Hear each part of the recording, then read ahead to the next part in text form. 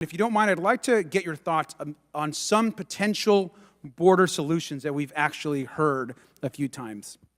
Here I have a poster, and if you see it, it's got these alligators on a moat, and they're at the border, and this one's got a little hat. Well, do you think it'd be a good idea to build a water-filled trench filled with alligators along the border?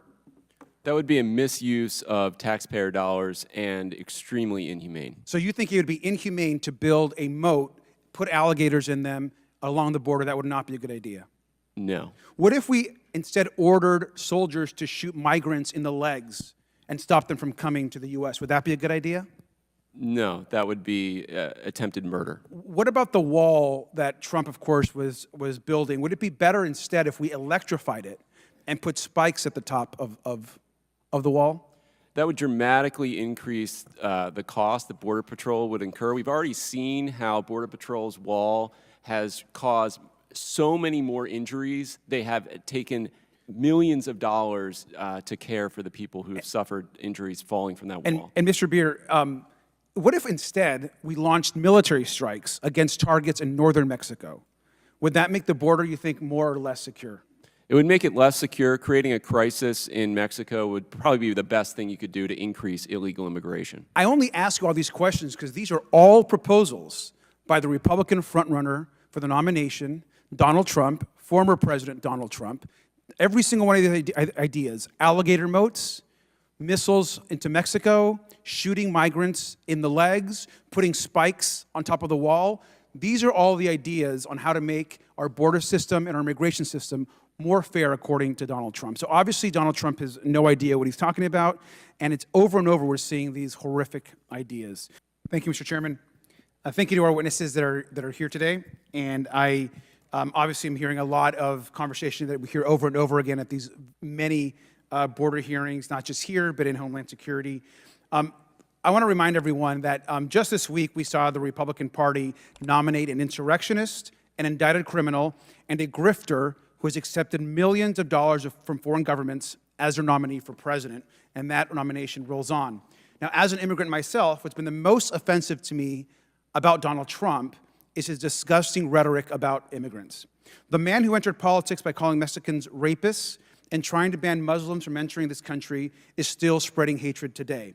Donald Trump has said that immigrants, and I quote, are poisoning the blood of our country, end quote. And I think it's important to remind ourselves of how horrific those words are.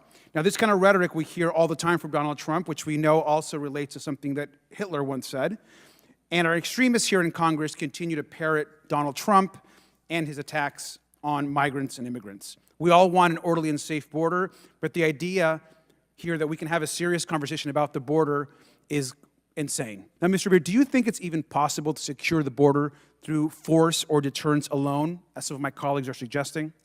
No, absolutely not. We've had an experiment with this for the last 50 years. We've had very high levels of illegal immigration, punctuated by periods of job depression in the United States. Economic downturns do help secure the border. They talked about the most secure border in 45 years. April 2020 is not a good sample size. That's not a great way to secure the border, destroying the U.S. economy. That's exactly right, Mr. Beer. And a lot of people want to come to the U.S. through legal pathways. I'm an immigrant myself. I came here as a young child, became a citizen in my early 20s. It's hard to become a U.S. citizen. But this is one of my favorite graphs here. This actually shows you our current immigration system, what the current legal pathway system looks like. Does this seem like an easy immigration system we have for someone to actually navigate through? No, less than 3% of people who attempt that process get through it every year. So this system, you would say, just looking at it, looks rather complex. It's probably not easy to navigate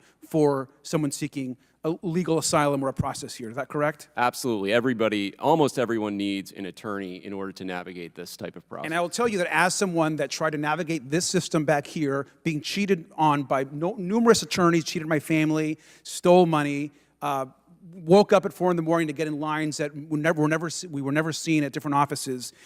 We haven't had comprehensive immigration reform in this country in 30+ years. It's been a failure of this Congress, and if the Republicans really wanted solutions, would actually work on fixing this system here versus the attacks on immigrants and Donald Trump's insane ideas. With that, I yield back. Thank you.